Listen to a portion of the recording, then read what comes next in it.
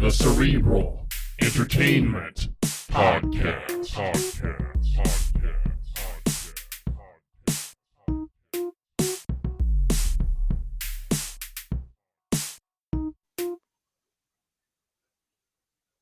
Hey, everybody. Welcome back to yet another riveting edition of the Cerebral Entertainment Podcast. I am James, and with me, as always, and of course, is my good friend Colt. Yes, sir.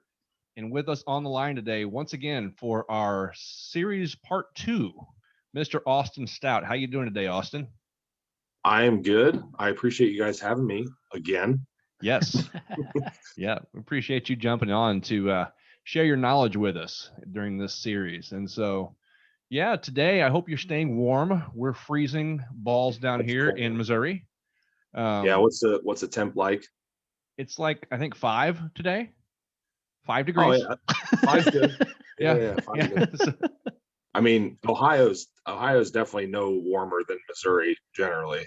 I figured. Yeah. Yeah. It's been very cold, and we've had plenty of snow and all that good stuff. Snow's been off and on for us here lately. We're supposed to get would you call it a downpour of snow over the next couple of days? I think that's fair to say. It's Yes. like 6 inches or so of snow coming our way. And so it's already been frozen. We have the frozen tundra that we've had so for you the got, past week and a half. Ground snow, snow's frozen on top. The fun Yes. part's when all that melts and it's like mush everywhere. Uh-huh. Yeah, that's going to be a good time. I think a week from today, we're supposed to get back into the 40s maybe. And so then it's just going to be like one big mud hole. Yeah. It's going to be sweet. Yeah. How's the barn gym during that cold weather? You got plenty of heat out there? Do you just generate your own? It was about 15 degrees today outside, but I have like one of those big kerosene torpedo heaters, like the big, but dude, my barn's so old that it heats like a 10-foot space around the heater, and everything else just kind of like rises through the top. So you can stand in front of it between sets kind of thing. Yeah. And then it's a pretty big building. So it heats a small area and you just keep yourself warm in between. I put my dumbbells in front of it before I use them because they're too cold to hang on to. Right. Yeah. Yeah. But it does the job. Like it's honestly, it's cold, but like honestly, I turned my heater off halfway through. I was fine.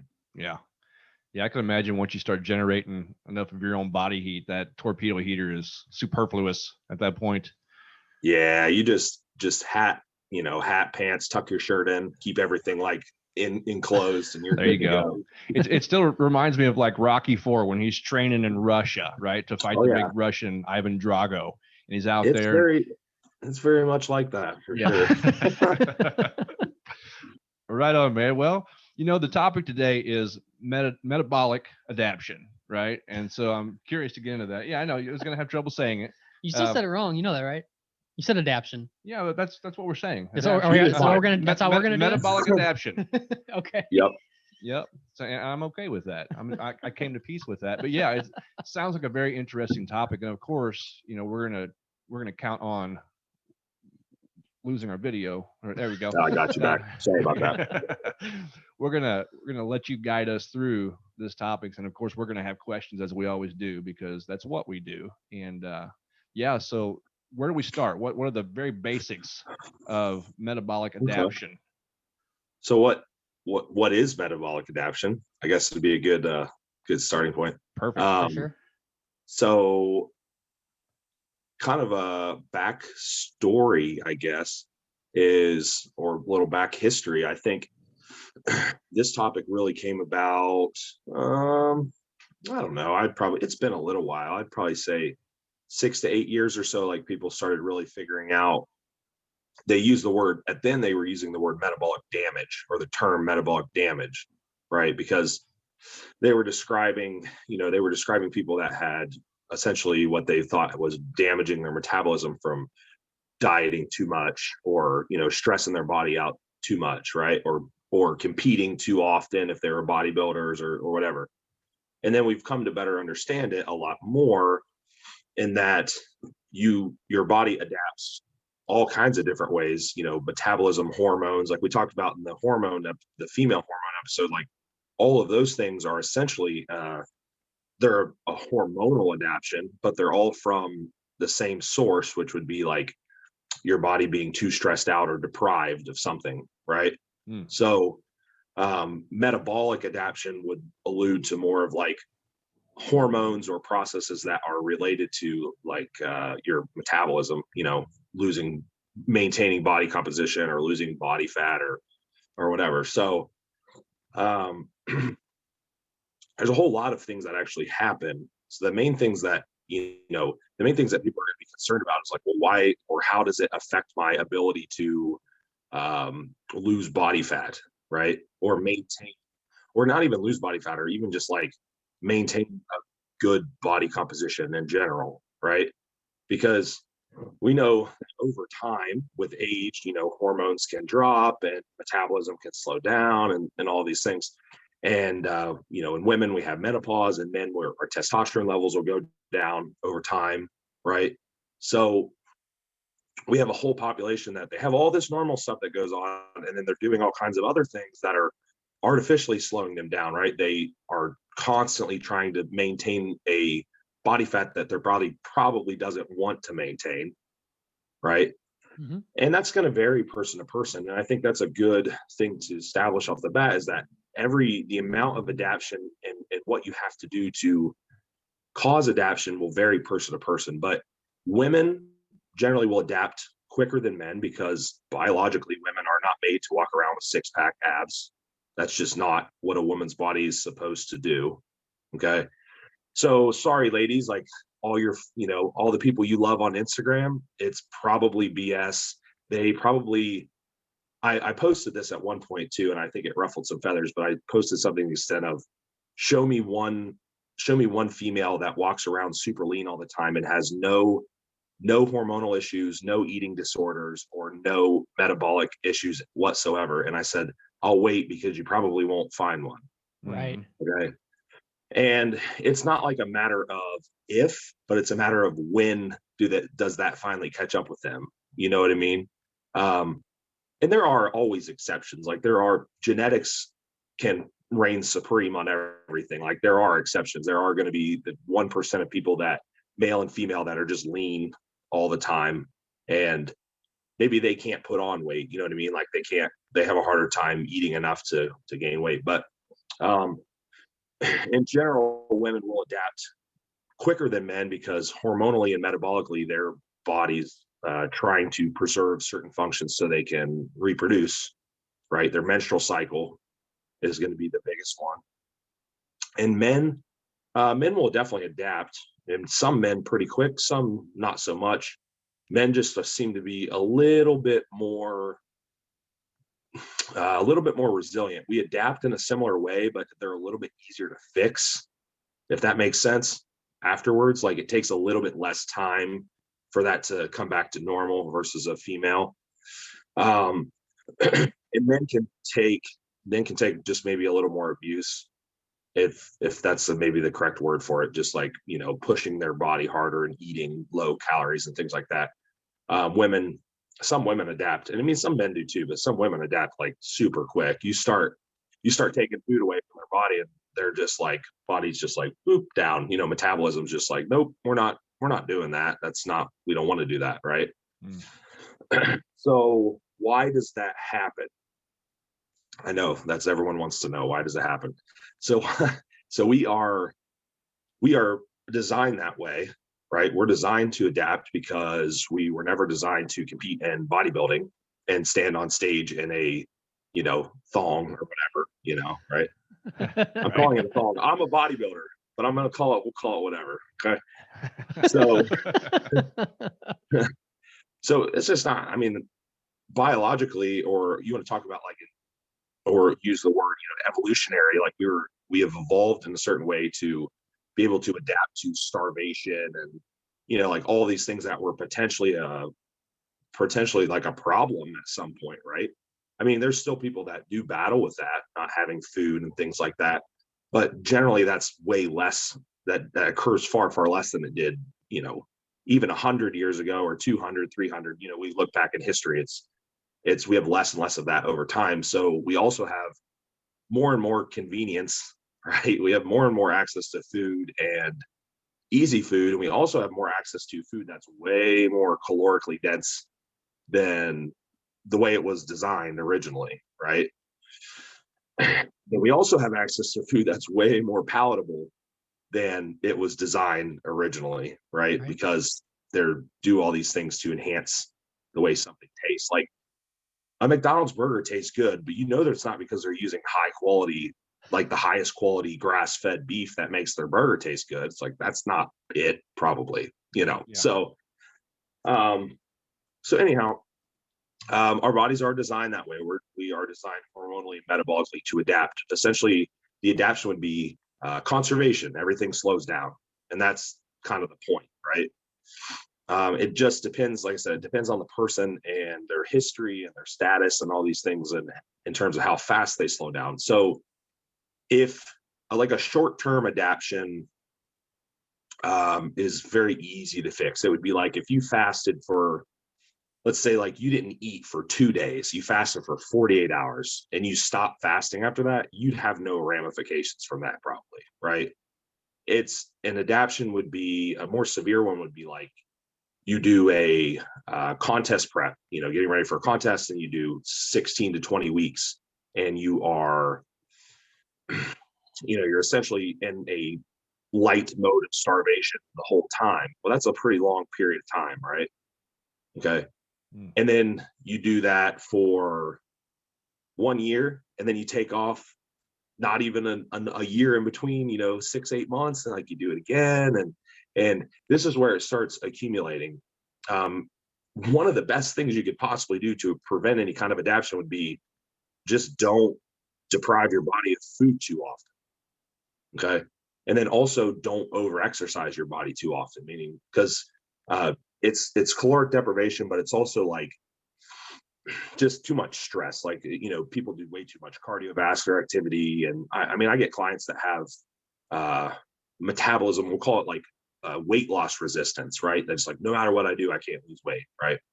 Well, they've also been doing cardio every day for X number of years. And then they, you know, I get this especially with women. They teach a spin, you know, like 4 spin classes a week in their gym where they're spinning on the bike for an hour, and then they're doing their own cardio. And then they weight train 5 days a week, and they're a mom and taking care of their kids, and their sleep schedule's not very good, and they're under eating food. And I'm like, there's literally every part of that's wrong, right? Like there's nothing right about that at all. So just a lot of it's just like lifestyle stuff that we can change, and we can start to correct those adaptations, which that's the hardest sell with all of this, because a lot of people don't want to change their habits, right? When I tell them, well, I can't lose weight. Okay, well, you can exercise less and do less cardio. Like, what? Well, no. Like, that's the whole reason I'm doing cardio in the first place, right? Like, I don't want to get fat. You know, it's this like fear of backtracking, or fear of like losing what they've already, you know, the progress that they've already made. And a lot of this is a very psychological. Most of the cases that I get are, I can lay out a plan that works, but the buy-in part is hard, right? Getting people to buy in and follow this and realize that they need to relax and do all these things. So what are some of the things that actually happen with adaptation? So like hormonally and metabolically, what is actually going on? So there's a few things, several things really, but one of the main things, or couple of the main components, would be your thyroid. Your thyroid does adapt. Essentially in the thyroid, and I may have mentioned this in the last one, but in the thyroid, we have a signaling pathway. So essentially you get TSH, which is thyroid stimulating hormone, and that tells the thyroid gland to produce thyroid hormone. Okay. So basically the amount of TSH you have is usually just in reference to the amount of thyroid hormone. Like if you don't have enough thyroid hormone, you will, you know, get the signal to make more TSH. You see what I mean? So it's like low thyroid would mean high TSH, right? So when TSH signals, it tells your body to make T4, which is which is basically the precursor to T3. You convert T4 into T3. T3 is your active thyroid. That's what you have. That's what you use in the body. More specifically, you use free T3, which means it's not bound to any other proteins in the body. But for simplicity's sake, we'll just say you use T3. Now, there's a few things that can happen there if you are very stressed out. So you don't even have to be in a calorie deficit. Like you could literally just be eating, 5 million calories from whatever. And if you're really stressed out, your cortisol can go up, right? So when your cortisol goes up, you stop converting T4 into T3 efficiently. So now that conversion pathway is disrupted.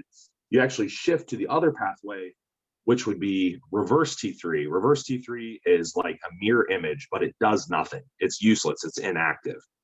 So like if I were to check someone's blood work and they see you have high TSH and high reverse T3, that tells me their thyroid glands working, or their body's trying to signal this production for the thyroid.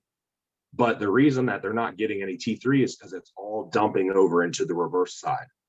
You see what I mean? So that's the most common thing. And that's well documented in research. You can jump right on PubMed where you look up the studies and stuff, and it'll tell you, you look up like starvation and thyroid or anything like that. It'll show you basically restriction will lead to high reverse serum levels of reverse T3. So, in your blood. And that's the main thing with the thyroid. Now, once you advance further, you can start having more issues with that. Your gland, basically your thyroid gland, and your hypothalamus, where you're getting signaling from, can start to basically like wear out. Okay. Now, you'll see more advanced cases, people end up with like autoimmune disorders, which would be, if you heard of like Hashimoto's, Hashimoto's is essentially hypothyroid, so you have low thyroid. But an autoimmune disorder like attacks the gland, right? It basically is like antibodies in your body that are attacking the gland. And there's countless autoimmune disorders. There's tons of them, like celiac, gluten intolerant, like the gluten intolerant celiac. That's an autoimmune disorder. So your thyroid gland can get attacked, and eventually it gets beat up and broken down, and it can't even produce T4 for you anymore, or not enough, right? So those types of people often, if you don't catch it early enough, they may end up on like medication or things like that. So the antibodies are usually a result of an immune response and inflammation. So your body's like super duper stressed out. You're very inflamed. Normally your gut gets very inflamed, because anyone's been really stressed out, their gut doesn't always feel real good, right? Yep. Everyone's felt that before, right? Mm-hmm. That's what's happening, but it's like on a more chronic scale. You know what I mean? Like a long-term chronic scale. I mean, 9 times out of 10, the people that have these like weight loss resistance type of clients that have all these adaptions or hormonal issues, also their gut doesn't function very well because they're just stressed. I mean, is it because they have like a food intolerance or something? Maybe, but probably not. It's probably more like they have just been way too stressed out for way too long. So we'll end up with potential autoimmune issues, which literally attack the thyroid gland. The thyroid gland can't even do its job. So there's a couple different ways that you could have poor thyroid function. Okay, so that's kind of like one of your main adaptions that occurs. There's different figures I've seen. I mean, I've seen figures that say like, oh, you can only have about 10% negative adaption in your thyroid, meaning like if your you function at 80% now, you can only drop by 10%. You know what I mean? The hard part about the studies that when it talks about this stuff is like population sample, like who are they sampling? You know what I mean? Always. Like, are they sampling Gen Pop people, or are they sampling I'm guaranteed if you sample bodybuilders that are doing super duper restrictive dieting and, you know, trying to get very lean, or even just general pop people that are trying to get down to like, you know, sub 10% body fat, that's going to be a whole different story, right? And there is some research on starvation too, of like longer term starvation and stuff. But yeah, that's kind of the main things with the thyroid is that T4 conversion, T4 to T3 conversion goes down. Long term, they may end up with some autoimmune issue going on. There's not a whole lot else with thyroid. You can also with a wrecked gut, you can also have poor conversion from T4 to T3. That conversion actually happens in the gut mainly. That's one of the main places that it happens. So that gut's really important. Okay. The gut also would control a hormone or a component called thyroid binding globulin, which is like, try to give you an example. So the difference between testosterone and free testosterone. Okay. There is a component like SHBG is a hormone. It can bind and basically make your testosterone inactive. Same thing with the thyroid. That TBH, make sure I'm saying that right. Thyroid, yes, will bind with your thyroid and make it inactive. So there's three things. So you could not convert well, and even if you get down to T3, if you have a lot of inflammation and your gut's not working well, that binding might just steal all your T3 away. You know what I mean? So there's a lot of things that could potentially go wrong there, right? And I would say, I don't know the exact statistics, but I would imagine thyroid medication is probably one of the most commonly prescribed medications around, at least in the US, outside of maybe probably like blood pressure diabetes medication and stuff like that. But it's pretty common. Like it's relatively common to see it prescribed. The problem is that a lot of the time if someone does get to the point where they have to have it prescribed, like we can't correct it, which in most cases you can't correct it without meds, just to be clear on that. They don't treat it very well because the first thing, and you're gonna see why this is ironic. The first thing that they often prescribe is T4, and then they want your body to convert that T4 to T3. Well, probably part of the reason that your thyroid wasn't functioning in the first place because you weren't converting well. Right. So we can fix the stress, and we can fix that stuff, or hope to fix that stuff to fix that conversion. But the medication, sometimes people just don't notice a lot of difference because your general person that goes to their doctor and they see a sluggish thyroid, they unfortunately don't even check T3 a lot of the time, which blows my mind why they wouldn't check your active thyroid hormone. A lot of the time they just check your TSH, and if your TSH is high, they're like, oh, hypothyroid, right? And then they give you T4. They might check your T4 if you're lucky, and they say, oh, your T4 is low or whatever. So, Is there negative consequences to taking that T4 if it's not going to do anything anyways, or it's not going to convert like they want it to? No, not really. Like the only thing that's going to happen is it's going to dump into that reverse T3 just more and more and more because you're just not converting it very well. Gotcha.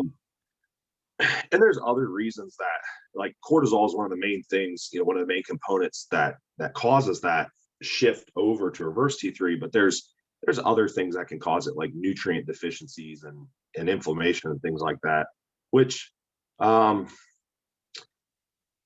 nutrient deficiencies is something that you don't hear people talk about a whole lot in people that eat a pretty good diet, I guess.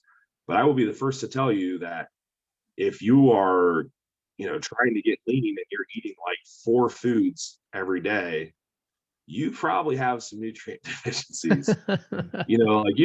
There's not a whole lot of nutrients in chicken and rice or chicken and broccoli. Like there's just not, you're missing out on a whole lot. And people supplement with things, you know what I mean? But there's still a lot of minerals and things that you're potentially missing.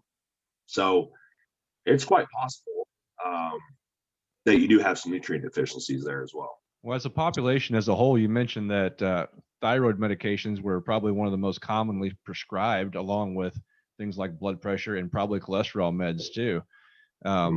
It sounds like that's all kind of framed into a stressed out and it's population wide as a whole, not necessarily with fitness and bodybuilding, but a bunch of fat people who are stressed out and work too much and don't get enough rest, right? And so it sounds like that's a recipe for a bad thyroid experience. Yeah, it's a recipe for a bad everything experience, you know. Right. It's most things that are prescribed, or most issues that, if we're talking about like hormones and especially like cholesterol, you know, stuff like that, there are genetic components to all that stuff. Yeah. And there are like real diseases that people have, genetic diseases that are just, but how common are those things? They're not very common. You know what I mean? Like, they're not. So a lot of it is lifestyle, a lot of it is lifestyle stuff. And the thing that's important to understand, which I'm sure from listening to the female one, you understand that like nothing happens in isolation, right? Everything is connected somewhere. Right. Like I'm referencing the gut. We weren't even talking about the gut. We're talking about metabolic adaptions. I'm talking about how the gut can hurt your thyroid, right? So, and then what hurts your gut? Well, stress hurts your gut, right? So it's like, we got all this stuff going on. So it can be kind of overwhelming to try to figure out what's causing, what's the root of the issue. But if a little bit of investigative work, like some of the stuff, people are struggling with these things. I always like to look back a ways in their history too, not just like, well, what are you doing right now? That's important, but what have you done for the last 10 years? Like, did you were you doing bodybuilding? Were you like a discipline? I have those. A lot of them have a lot of metabolic issues because they want to stay very, very light. You know what I mean? They want to stay very, very light, and they're running all the time. Like their bodies can just be totally stressed out and overtrained, right? Yeah. People like, were you an athlete in high school? I've had a gal that I was working with. She's doing much better now, but she was, she competed like 4 years in a row. And previous to that, she was a very good track athlete for many, many, many years. And she was constantly over cardio, like, just all the time. And then eventually her body just did not respond anymore. It's like, well, what I did last time isn't working anymore. And then eventually it was like, nothing's working anymore, right?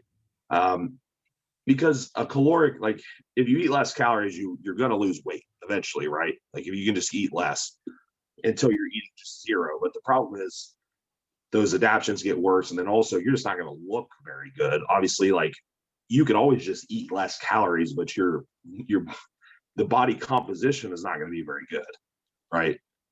Yeah, I mean, we could create a caloric deficit. You can just not eat, right? But you're not going to have very much muscle. You're just going to look like garbage.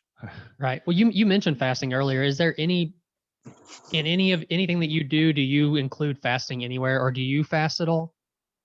Oh yeah. Fasting has some pretty well documented benefits, and I see it just in practice using it. I was also wondering, before you move on to that, Austin, if someone has any kind of thyroid malfunction, would a 48-hour fast, would that be beneficial, or would that be contraindicated if they already have those issues with their levels? So if they have a gut issue, they might benefit from fasting. You know what I mean? I guess I would probably I'd probably want to know what their thyroid issues derive from. You know what I mean? Because if it's a hormonal issue or a thyroid issue or something that's related to over exercising or under eating and things like that, we're generally wanting to eat more food with those people. Like we generally want to feed them up and continue to build up their food intake and lower their activity level.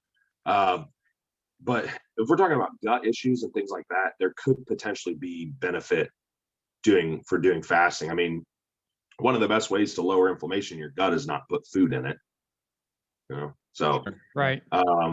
so yeah, I think fasting is fine, especially for people just for like general health, and just for like giving your GI tract a rest every once in a while. Yeah. Even if it's not a long period, even if you just like you eat a meal at 8 or 9 o'clock the previous night, and you fast till like the evening the next day, it's like 18 to 24 hours or something. Mhm. Even there, you're going to feel much better. You know what I mean? So most of the research on fasting and stuff shows some benefits in certain windows, right? Like up to like, 72 hours or so. Most people aren't fasting 72 hours. There's some people that do, but most of your negative stuff's like chronically under eating, right? And plus, if you were obese, and this has been done in in controlled medical settings, like taking obese people and not feeding them for months at a time. They lived, so they didn't die. That's a bonus. Yeah.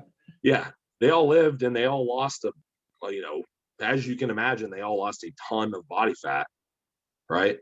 But that's just because their body didn't feel as threatened, because it had all this, it had all this body fat to begin with. You take somebody else that's in relatively good shape, or kind of like normal for what their body's used to, that might be different. And that's kind of a good point too, because the idea of adaptation would be, the more your body feels threatened, the more likely it is to occur. So kind of the way that I kind of illustrate it is, think about what you would look like if you just maybe like leisurely exercise, a few days a week, did some resistance training, nothing crazy. You ate a pretty good diet just based on like your hunger levels. Like, let's say your body liked to sit around, 2,500, 3,000 calories. You feel pretty normal there. You're not real hungry. You feel pretty stable. What would you look like, right? Now, let's take what you want to look like. Is what you want to look like way the heck leaner than what your body would normally look like? Well, I guarantee that you're not, you know what I mean? Like, that's not going to be a position that you'll be able to maintain forever without adaptation, right? And that's why I mentioned women and stuff too, because how many women do you know that if they did those things, like I said, would still walk around with, separation in their quads and their delts, and like, their glutes and all that stuff, like, are even just bikini athletes. Like, most women don't look anywhere even freaking close to that. Yeah. So you might get some guys that walk around with like a 6-pack all the time, and are a little more lean, I guess. But even myself, my body adapts quick. Once I get to about a certain body fat, it's like, nope, we're done. We're not doing this anymore. You know what I mean? Well, like from an evolutionary standpoint, I mean, food sources were oftentimes scarce, right? And so the body would pretty much store that as fat so that person could live, which is why the obese person you mentioned earlier, they didn't die, right? After so long, because that's kind of the body's way of saying, hey, I need to live. So I'm going to store this here for future use. Yep. Yeah, because so like, the further you get away from your natural set point, the more likely you are to have a problem, right? Yeah. So what you mentioned there is kind of a good segue into some of the other stuff. So what essentially, like, your body's conserving, right? Because that's what it wants to do. So what are some of the other things that happen? Well, we mentioned the thyroid slows down, or it doesn't convert as well. Also our leptin levels, which leptin's like one of our main fat burning hormones, right? That helps control metabolism. So leptin will slow down big time. Most of the time when we do things like a refeed, when they use the term refeeding, and they're dieting, a refeed, the point of a refeed is really to boost your leptin levels. That's kind of the point. You can't fully boost your leptin levels in in one refeed, but you can do short refeeds to kind of help stave off it going down anymore. Give it like a little bit of a boost. You know what I mean? To fully fix these things, you need an extended period of time outside of that deficit.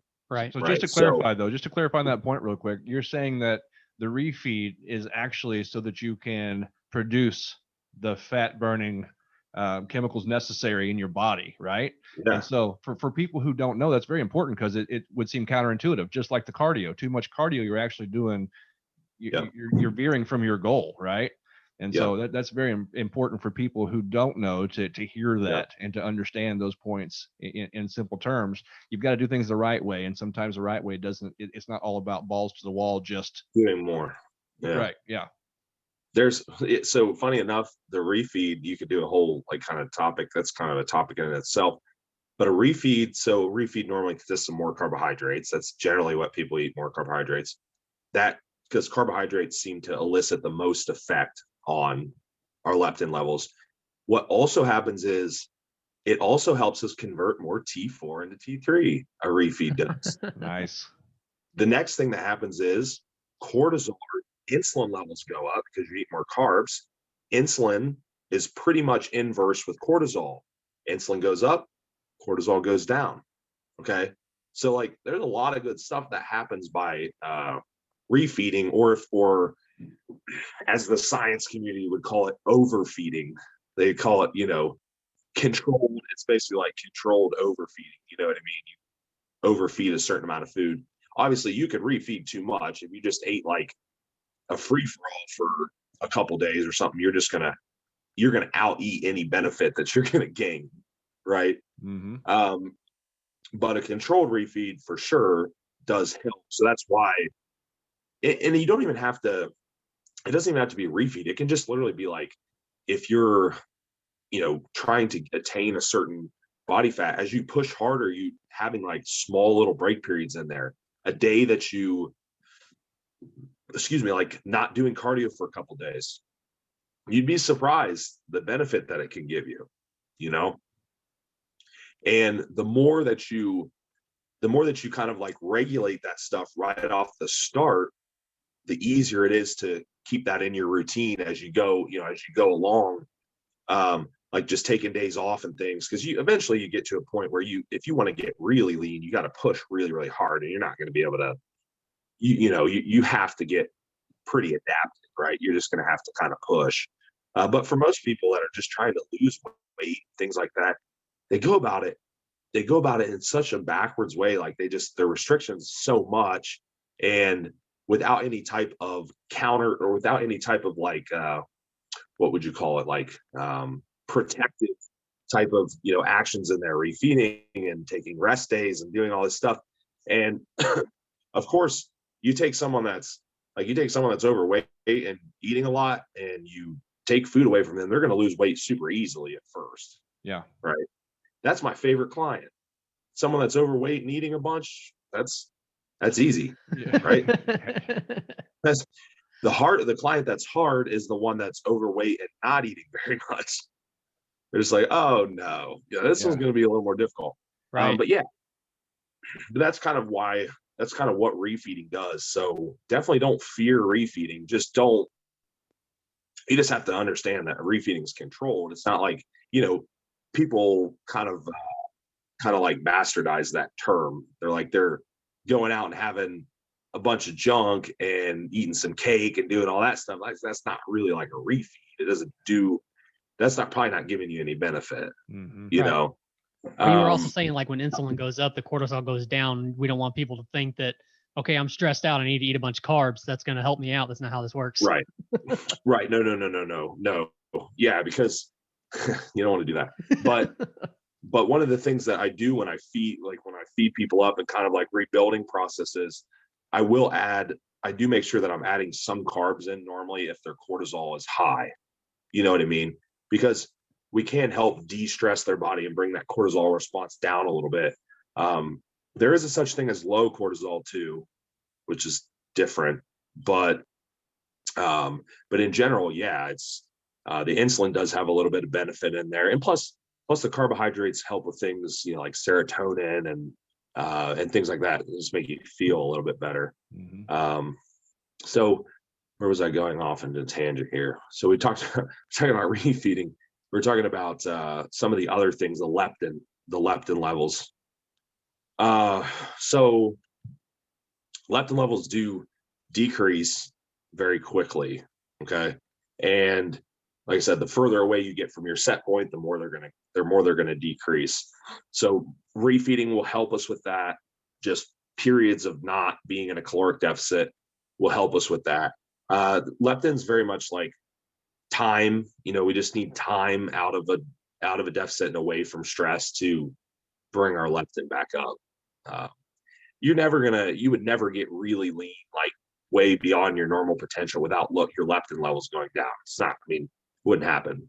I think that's important to understand too, but I think it's important to understand that short term, in a really short term controlled environment, if you're starting at a healthy point, the adaption's probably okay because we can adapt back upwards afterwards, right? You know what I mean? Like we can adapt back in the opposite direction. But the problem is a lot of these people have low leptin levels and crappy thyroid function before they even start. It's like, well, we're digging a hole that's going to be a lot more difficult to get out of. So leptin. Also, there's a whole lot of other like non-hormonal things that happen too that people miss out. And these aren't necessarily negative because you can actually just correct them pretty easily. But there's a lot of things like generally people's NEAT levels go down. Non-exercise activated thermogenesis, or activity thermogenesis. They just don't move as much when they're not eating as much because they're kind of tired. Yeah. So that's why, like, the whole step tracking, people using like the watches and all that stuff that track the steps, that got really popular because it's like, oh wait, I can track my NEAT levels now, and I can make sure I hold myself accountable and just move enough, right? Because it's like you take that 150 calories out of your diet, I can easily move 100 less calories in a day. That's not very difficult to do, Right. because most people, depending on their lifestyle, their NEAT levels make up for way more caloric expenditure than their exercise does. Way more, right? Yeah. Like my NEAT levels are probably not anything, hardly.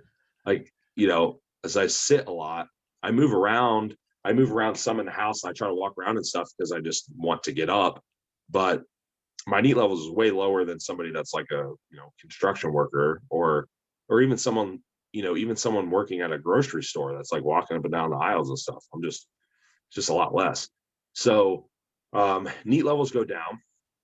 Also, you're carrying less weight around, so you're burning less calories. Even if I walk for 30 minutes, weighing, we'll do a more exaggerated example. But if you're 300 pounds and you walk for 30 minutes versus you're 150 pounds, you walk for 30 minutes, I guarantee that 300-pound person is burning way more calories than that 150-pound person, because that's like wearing weight on you. You know what I mean? Have you seen that's why you see like a big bodybuilder walking on a treadmill or something, they're just like dumping sweat and breathing. Dude, that's a lot of oxygen. Right. Yeah. That's a lot of tissue that has to be basically fed with oxygen. You see it in fighting and stuff. I know you guys follow fighting and stuff. You see some, like, how many like really muscular fighters do you see? Not very many. They're lanky. They're kind of like lanky and they're lean, but they're not like jacked. Right. You know what I mean? The heavyweights always tend to gas out quicker though than your lightweights. Yeah, because they have much better cardio. They have so much more tissue. Right. Yeah. They're carrying around more weight. They have more, they have more muscle tissue. It's just a lot to feed. Like, it's a lot for their heart and lungs and everything to just circulate. And there's been some muscular fighters over time that have kind of like came in and out, but in general, you just don't, that's just not like designed very well. So your body weight goes down, so you burn less calories. You could, if you really wanted to, and I've actually had a client that's done this and it worked really well. He just, instead of doing formal cardio, like like treadmill and things like that. We just set his NEAT levels, his steps and things, and we set a step count. So we maintain the step count, and we could increase it if we wanted to, right? So he could walk outside to get his steps. He could walk around the house, do chores, whatever, right? Get his steps in. And then as weight went down, he wore a weighted vest during the day, and we added weight to the weighted vest as his body weight went down. And Nice. that worked pretty well. I mean, because that's about as close as we could get to just replicating that same environment over and over again, you know. And that might be a little bit over the top for a normal, you know, like your average person, but my point is that those things people don't really think about, you know what I mean? Thermic effect of food goes down, so you're chewing less, and you're eating less, so like you have a thermic effect of food, which means the amount of energy your body needs to digest and break down food, right? Well, if you're eating 1,500 calories versus 3,000 calories, your thermic effect of food, or your TEF, your TEF, is going to go down, right? So those are all things that are not related to hormones or metabolism at all, right? So they're going to drop. All those things are going to kind of like work against you. Because, you know, I mean, anyone that's kind of tried to get leaner than their average, or like kind of relatively lean for what their body's not used to, you get tired eventually. Like, you're eventually going to get tired, and you're not going to want to move as much. I mean, you get so tired in a prep that you don't even, like, I can look down at my shoe and I'm like, man, I don't even want to tie this, you know? So I would recommend slip-ons of some kind. And dude, I'm all slip-on. It's slip-ons all the time. I've gotten down, you know, I don't compete or anything like that, of course, but I've gotten down to where I felt like I was too skinny, not just even physically, but psychologically, mentally. I was just drained, kind of like what you're talking about, just tired. The world just doesn't move right. And I could tell at that point that it's just not healthy for me to be at that size, even though, you know, by some standards, I looked better, I guess. I looked pretty good, looked pretty lean, but it's definitely not worth the consequences, at least not the way that I went about it. Which was just basically, you know, calorie deficit, and, you know, continuing with the activity that I get as it stands with that calorie deficit. So I can definitely speak to where my average is at. And there's a little more body fat than what I would prefer, but I mean, as far as the consequences, once again, yeah, I can't feel like that and function properly in life. So just kind of got to know where, you know, my Goldilocks zone lies, and kind of stick with that and make the best of it, you know. That's everyone. And that's why it's so tough, because, you know, like people, and it's tougher on women too, especially ones that are on Instagram and this and that, and have a business. Maybe they coach people and stuff. They want to maintain an image, right? Mm-hmm. Like if I'm a dude and I weigh like 250 and I'm kind of like hairy and kind of fat, and no one really cares. Yeah, you get by with that. Like I can get pretty bloated and watery. No one's like, it's like, you're huge, bro. Like, you know, it's like, whatever, you know. It's but for women, you know, it's a little bit harder. Yeah. Like the one girl that I mentioned, and there's plenty of other examples, but she literally expressed to me, she's like, I don't know how to like talk to my clients and you know, promote myself on social media now, because I'm not as lean as I was. I'm like, well, promote the message that I'm trying to give to you, in that right, people need to understand what is healthy, what's not healthy, or at least appropriate times that you can get leaner than usual. Like, I'm not saying you could never compete ever again. I'm just saying that you can't maintain that body fat all the time, or try to, you know what I mean? Like it's going to be, we get in there, we get lean, we do our thing, and we get out. Right. So it's just a matter of figuring out what you can actually sustain it, and be healthy. Yeah. Right. Because and I get it. It's tough and it's hard to, it's like, you know, how do you get 6-pack abs and this and that? Everyone wants them, or every woman wants their butt to be like super shapely and look better. And for some people, even just looking halfway decent is a really tough task, because they have a lot of I want to say a lot of baggage. That's a bad word. Baggage would mean, but they have a lot of stress and adaptions and things, and their body's very inflamed because their diet's very poor and all this stuff. They may be very busy, stressed out, so on and so forth. And maybe they just don't have the best genes either. You know, I tell people that. I have clients that they want to compete. I'm like, you have no business competing. Not because you're not going to do good, because the amount of damage it's going to do to your body to get into that type of condition is just not worth it. Yeah. You know, it's just not worth it. That's why not everyone can be an IFBB pro bodybuilder. Not everyone can, you know, you just can't. Like, you just don't. Like, I can do, me and Phil Heath can do the same thing. And Phil Heath, I guarantee, is going to get a lot more out of doing the same thing than I am. You know, right. That's just how it works, unfortunately. Yeah. He's going to lose twice the fat as I lose doing the same thing. He's going to gain twice the muscle, right? Yeah. Twice So much of it is just, you know, fueled by image though, right? I mean, even right there, you made a comparison to somebody else, you know, and that's what we tend to do. That's why you see your IG models or people with six packs, or, you know, both, but, and that's like this image driven, this concept that we want to aspire to. And I think it's okay to have an image in mind. I think it's okay to have like a set goal in mind. I'd like to look as close to that as possible. But at some point in time, you got to cut it off and say, okay, this is what as close to that looks like on my body. And it's not going to get a whole lot better than that, or, you know, whatever. Better is maybe not the right word, but you know what I'm saying? Yeah. It's not going to get any closer to looking like that. And I don't know, and just kind of be, you know, happy with that, be content. So, yeah, it's very much as much psychological, if not more psychological, than it is physical. Yeah. Right. And there are some other things that can, some other downstream things that can happen when, you know, we're talking about adaptions. I give you the main one. You know, the main ones metabolically are going to be like the thyroid, the leptin levels and stuff, and then all the other hormone adaptions that I mentioned in the previous podcast would also be basically that all those things could happen at the same time. You know what I mean? Sure. Because they're all happening in the same environment. Sure. Right. So there's quite a few. I mean, if you're tallying it up that way, there's quite a few things that could potentially go wrong all at once.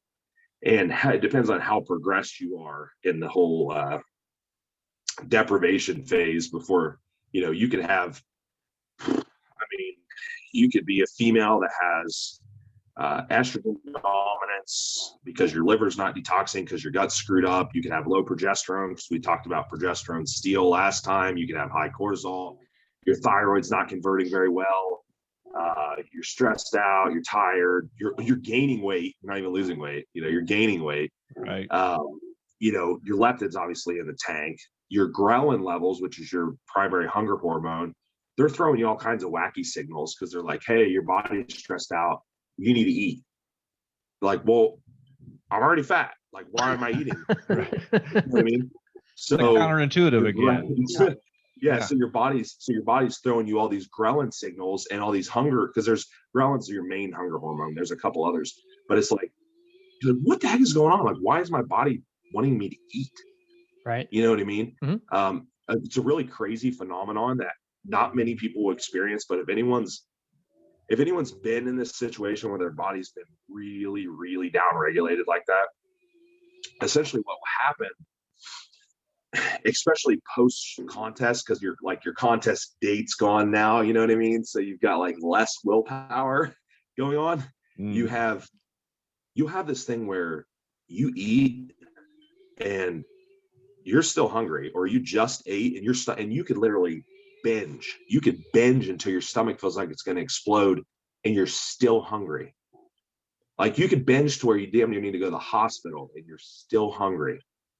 And it's like, it's a bizarre feeling. It's this like completely uncontrollable binge eating feeling that not a lot of people experience, but it's not a willpower thing. It's very much like a hormonal thing that's very extreme. But there's people that I felt it before. Actually, I felt it definitely from pushing myself so hard. Like holy shit, like this is weird. Like it's like possessing my body. You know what I mean? I can't get it to go away. And I've seen it happen to some clients or just other people that I've maybe worked with later on after preps and stuff. And they're like, dude, I gained 30 pounds in 2 weeks. And this a female have you get a female gaining 30 pounds in a few weeks that only weighed like $110 to start with. You're in bad shape. Ooh. Yeah. And they're like, I couldn't stop eating. Like I literally could not stop. Like I wouldn't even buy the food, and I would drive to the drive-through at like 1 o'clock in the morning, whatever was still open, just to get food. I could not stop, and that's basically what's happening there. Is your body's like trying to reverse all those things as quickly as possible, which that in and of itself creates all kinds of inflammation in your body because you're not, you're binging and you're not eating good stuff. Right. And you're super stressed out because you're very sad and, discouraged and just upset about it. So that's kind of there's like one other little component that's probably worth mentioning, I guess, would be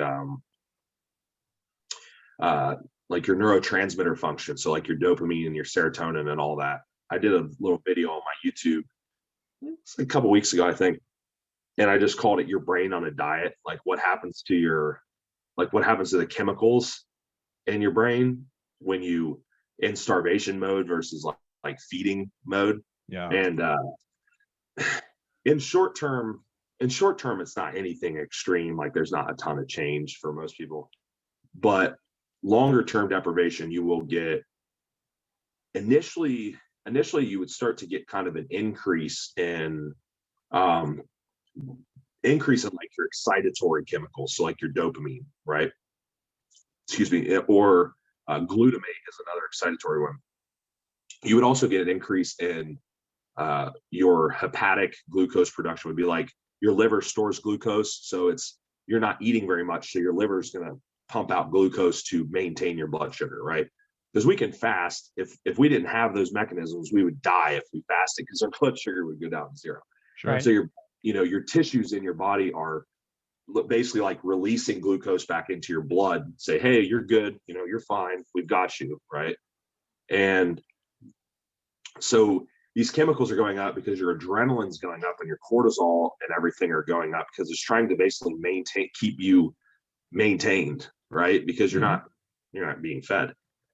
But what will happen over time is those systems, like mainly like your adrenal glands, for example, that's the main source of a lot of these things. It'll get burnt out. You just can't maintain that. Mhm. And then you'll end up very, very low at a point, right?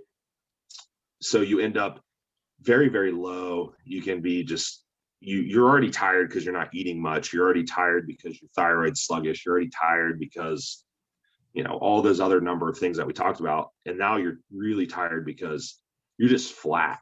You know what I mean? You got your dopamine's very low. Nothing kind of really excites you. Your adrenal glands are really burnt out. They can't really keep up with the demand anymore. You can get to like a adrenal insufficient state where it's like your cortisol's low. You know what I mean? Your adrenals are so burnt out. You got nothing left. Your brain's burnt out. Everything's just like, dude, we're done. We're going into ultra conservation mode. We're not giving you anything, right? Because we don't have anything left and we have to really preserve it in case you get chased by a bear or something Right. next week, right? Because if not, it's a really bizarre feeling. So I had a adrenal insufficiency at one point where I was like flat. My cortisol was like almost zero.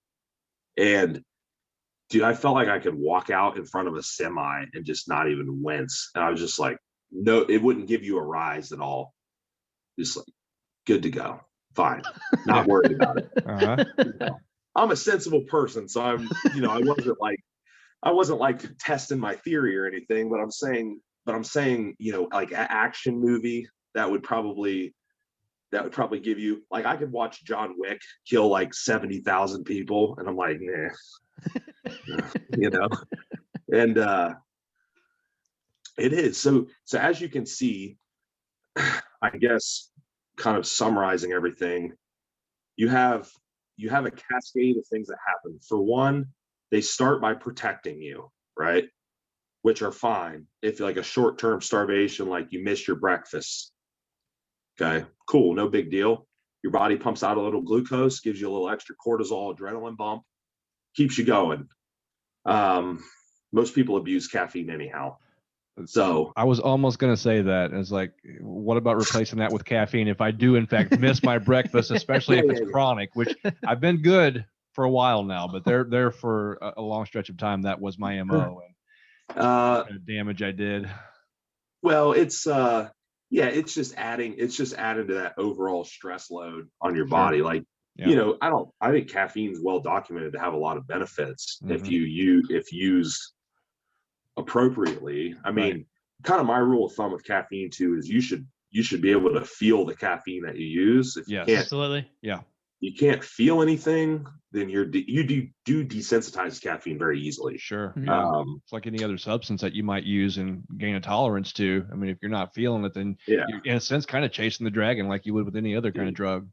Caffeine's the most caffeine and alcohol are the two most abused drugs in the world. Absolutely. Hands down. Caffeine even more so now because everything has caffeine in it. There's like 90 million different energy drinks. And now the energy drinks, I saw one the other day. So, you know, the Rockstar ones that have the twist top on it. Oh yeah. So those are like 210 milligrams of caffeine. So not super crazy. It's a little bit more, but it's not like insane. But I think it was Rockstar came out with one that, like, the big can, but right on the top, right around the rim, it said 400 milligrams caffeine. And I'm like, okay, cool. So people are going to drink like 4 of those a day. Right. You know? Yeah. For one, it's going to cost you $23 energy drinks every day. You know, you might as well smoke cigarettes. Yeah. You know? Yeah. And secondly, why do people, caffeine's such a double-edged sword too, because it's awesome. Right. But it also, I mean, it is, it's awesome. But it's also, why do you use caffeine? You normally use caffeine because you're tired or hungry or something else, when that already means your body's in a stressed out state. So you're like, oh, let's use a little bit of caffeine. Let's up the ante a little bit here. Right. So caffeine is very much not saying, like, my clients and stuff, it's cool if we use it, but we try to moderate it and make sure. But so back to like the adaption thing, if somebody was dealing with that kind of stuff, we're definitely gonna have to limit caffeine intake big time. Yeah, for sure. Anything that's gonna like push their adrenal function hard or stress their body out or raise their adrenaline or cortisol, we do have to regulate all of that stuff, because I think one really important kind of final thought is that when you evaluate these situations, you have to look at stress load as like a total cumulative thing. So you need to look at any possible, and write it down if you need to, like, you know, every single thing that could cause you stress: relationships, work, training, cardio, lack of sleep, caffeine, any other medications or substances that might stress your body out, diet, your kids, dude, any of that. Yeah. So if you're like, I have a lady right now that she has 2 young kids. They stress her out a ton. She works from home, so she's with them all the time. You know what I mean? Yeah. So I only have her training. The number one best thing that we did for her that she started making progress was she's training less. There she went. She started making progress. Wow. Yeah. She started training less, and now she's eating more also, but she started training less than she was, and then boom, body starts responding. So it's getting rid of the extra stress that she had. Yeah. So there you go. Her body's like, okay, because all that's really happening is her body's like, oh, it's okay now. We're fine. You know, we're okay. Like, your job is to convince your body that it's okay to let go of body fat. Because if you can't convince it, your body will win every single time. It's way smarter than you are. That's a very interesting way to put it, is that you're trying to convince your body to let go of some of those protective factors that it's using, which is actually what you're trying to unload, aka body fat in this case. Yeah, you have to convince it. It's if it feels threatened, good luck, because there's 1,000,001 different adaptions and other like little small intricate things that I didn't even mention that can happen. And it's like, you won't win, Right. you won't. Yeah.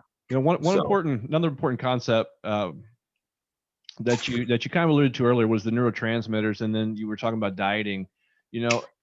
How much does that play into when most people that, everyday people, not necessarily people who are in training or anything like that, but just people in general, when they're dieting, they're absolutely miserable. They're absolutely miserable. Things like serotonin you mentioned and dopamine are going to be lower. Is it safe to say that you should find a happy spot mentally in your diet and try to stick to that? You're going to have some restrictions. You're going to have some sacrifice, obviously. But if you're absolutely miserable, your odds of sticking to that diet are next to nothing, especially if you don't have some kind of super, hyped up motivation like competition or something like that. Right. But B, you feel like crap physically. And so once again, oftentimes people replace a happy mood with food. Like if I'm not feeling very well, I'm going to eat this chocolate cake and that's going to make me feel better. So, right. I think it's because important. It does make you feel better. Right. Yeah, right? Absolutely. Yeah. There's that immediate payoff. Right. And so there's a lot of things. Anything makes you feel better. Alcohol makes you feel better. Caffeine makes you feel better. True. Marijuana makes you feel better. Whatever people like, right? Yeah. So I think the implications that it's more than just a mindset, that there's actually, a chemical process going on in your heads. It's a physiological thing that you've got to at least know that it's there, be aware of. So you mean to tell me that it's not just lack of willpower? Oh, right. Yeah. Right. That's something, because all the old school people are gonna be like, "Oh, you're just a wuss." Right. Yeah. Well, I said, yeah. Some people, like, I can torture myself with the best of them, but I also understand that there's a greater power at play here, especially for my Gen Pop folk that's just trying to do better, look better. Yeah. I'm not just going to be telling them to just suck it up. Might not work. So yes. And there's a lot of things. It could be things like I think that's a lot of like why flexible dieting came about, right? Like using different foods and stuff in your diet that you might enjoy, that gives you the palatability and stuff, which that can have its place. That definitely works, as long as you're not making your diet so palatable that you just want to cheat all the time, right? Because it's triggering you. You got to be careful with that. Also things like trying to prevent the metabolic adaptions by refeeding and taking breaks. So a lot of time with my Gen Pop people, we don't really have a date as much set as maybe like the contest prep person, So if I can get them to buy into like this big picture idea, I'll use diet breaks where we'll do like a week out of a deficit, and we'll reduce cardio or add food or both, or something like that, and we'll do it for like a week at a time, where it's like we can reverse the adaptions quite a bit, and we're not like doubling their food or anything. We're just we're bringing them back up a couple hundred calories or something, where their body's pretty comfortable. They feel pretty good. Their training's pretty good. Gives them a little mental break, but also gets all those neurotransmitters back where they're supposed to be, gets them feeling good. And then that way we can attack that fat loss for another 4 weeks or something, and by the end of that, they're ready for another little break. Right. Yeah. Including things like, there's a lot of things, and there's a lot of ways to do it. You can include things like free meals and stuff in the plan, which can be good and bad. Sometimes free meals, people just don't do good with them. Sometimes they overeat and they feel guilty and they don't make progress. If you're a woman and you're smaller and you're only eating 1,200 calories a day, you can eat 2 days worth of food in one free meal, like not that hard, Right. It's not too difficult. So so again, we have to figure out like what the middle ground is there. But my biggest thing is always just preventing the adaptions in the first place, preventing those stuff from happening in the first place by taking breaks. And I, before I might've been a little more hesitant, but when I was first starting out coaching, but as now I've done it so many times, like I don't even hesitate. If I see somebody starting to get burnout or like some of those things are starting to creep in or their body's resisting and stuff, I'm like, 2 days out of the gym, no cardio, do this to your diet, blah, blah, blah. Let me know how you feel next time. Good to go. And we never get dug in that hole. You know what I mean? Like we never dig ourselves way down in that hole because we're always kind of staying a little bit ahead of the game. So I guess that's a good message for people is what is that? Listen to your body, as they say. There you go. Don't take that completely literally because it's going to tell you some things like eat the cake or whatever that you might not want to do. But yeah, it does. Your body does tell you a lot. And yes, there's a certain amount of, you want to use the word sacrifice or whatever you want to call it. I mean, Sure. I don't really call it sacrifice. I just call it kind of a matter of wanting, a little bit of discomfort to attain something. I mean, heck, I haven't found anything that I've attained that didn't require a little bit of discomfort, Yeah. I mean, even just like business and stuff, I work too much, but I get where I want to be. I know if I didn't work hard, my business wouldn't grow. Sure. Right. Well, in the behavioral sciences, we talk about your actions have to mirror your goals. What you do need to be leading you down the path to where that goal is. And if you're not doing that, then and some things are more palatable than others. Some things are a little uncomfortable. Some things are, you could use sacrifice again. It just depends on where you're going and what your main objective is, right? Yeah. And here's something that you too would probably agree with too, is that most people, they start with the wrong mindset. They're already expecting it to suck and be terrible before they even start. And I'll tell you what, if you do that, forget it. Don't even, I see it in bodybuilders too. They start a contest prep and they're 1 week in, they're like, coach, I'm so hungry. And then I'm like, dude, I just took like 200 calories out of your diet. You're still eating like 4,000 calories a day. We just started last week. Like, this sucks. I'm like, so that's mental right there. That's nothing else but your brain. Yeah. Because, and that's just like people get this, I'm dieting now.